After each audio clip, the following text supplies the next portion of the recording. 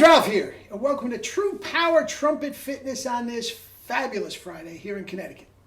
Life's good, guys. Life's good.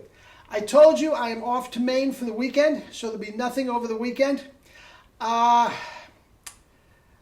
might say if I can get something done, nah, it's not going to happen. I'm not going to have any time. I was thinking something in a hotel room, but anyway, not going to happen. So anyway, we'll get cranking again on Monday. Okay? You saw the thumbnail. Herb Smith, one of the great ones today. Absolutely one of the great ones. Anyway, I played a lot. Let me honk, and then we'll talk about Herb Smith and how he works in with Bataillon and Michael Sachs and all that. I think they're the three best. Anyway, I will talk. Let's go.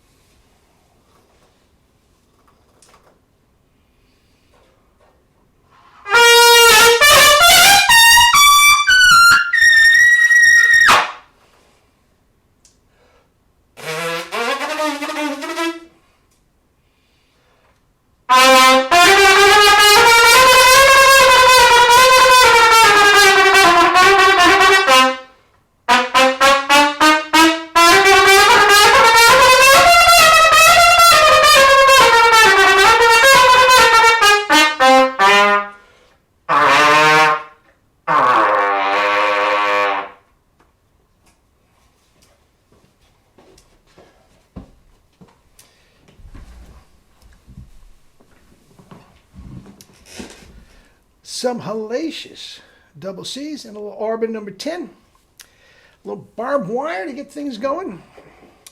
Herb Smith. Now, I'm going to tell you right up front.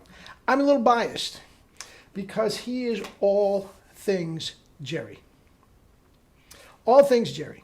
Now, if anybody thinks that Jerry's mouthpieces, all his trumpets, B flat, C, D, E flat, cannot be played in a symphony orchestra, think again, because it is played in a symphony orchestra all the time.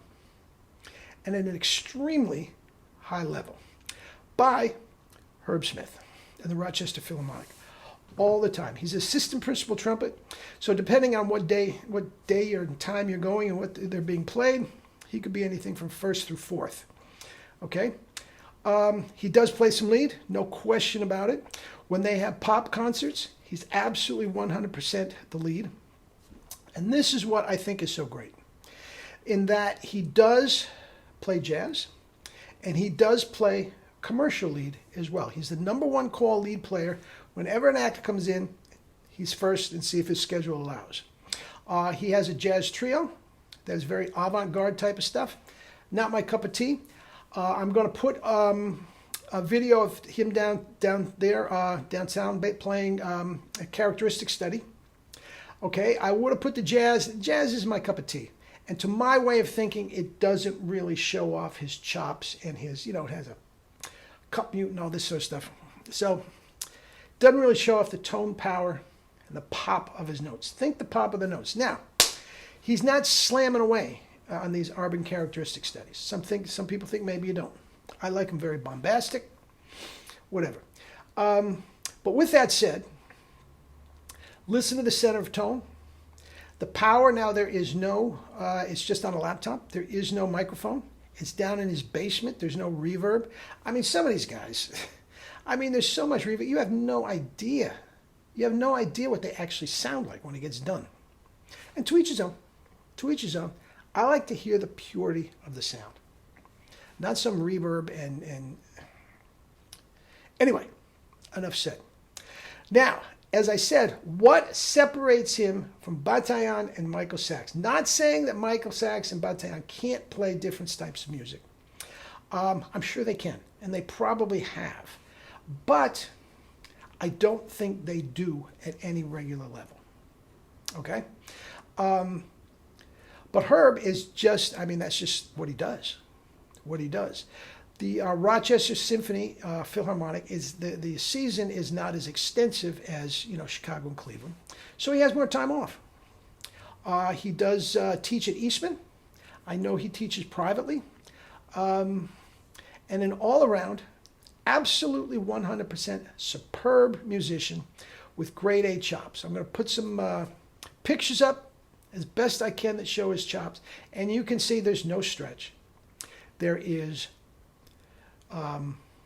thickness, again, top and bottom lip, super thick. And when you listen to the clip down below, the notes pop. Now, he studied with Jerry. Of course his notes pop. Of course his chops are thick. That's just what we do. Okay? So Herb, God bless you. Keep up the good work. I will say this.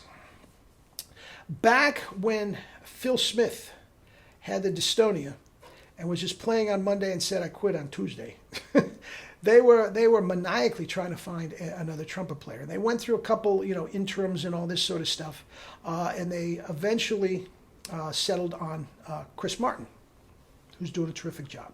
Okay? During that time, Jerry was pleading with Herb to come and take the audition.